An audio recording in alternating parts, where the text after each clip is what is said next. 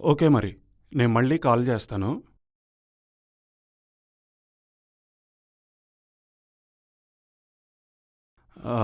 నందు కదూ? హ్మ్. నీ సినాప్సిస్ చూశానమ్మా, చాలా బాగుంది. ఇంతకీ నీ రేట్ ఎంత అన్నావు? సారీ, బడ్జెట్ ఎంత అన్నావు? 80 lakhs సార్.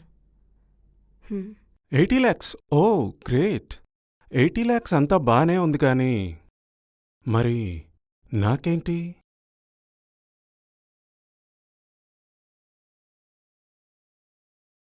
లాభం లేకుండా నేనే పని చేయను.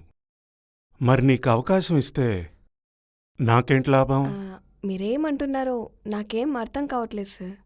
ఇందులో అర్థం కాకపోవడానికే ఉందమ్మా.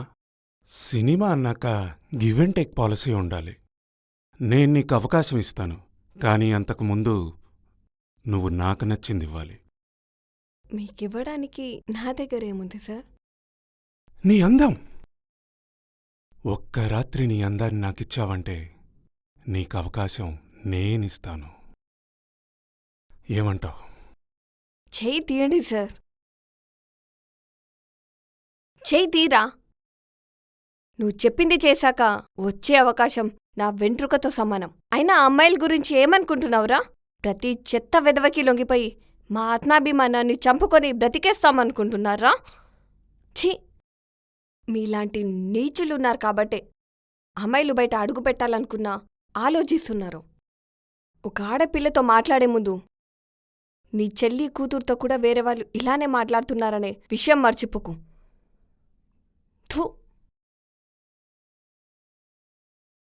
నా హెల్ప్ లేకుండానే ఈ ఇండస్ట్రీలో నెగ్గుకొచ్చేద్దాం అనుకుంటున్నావా?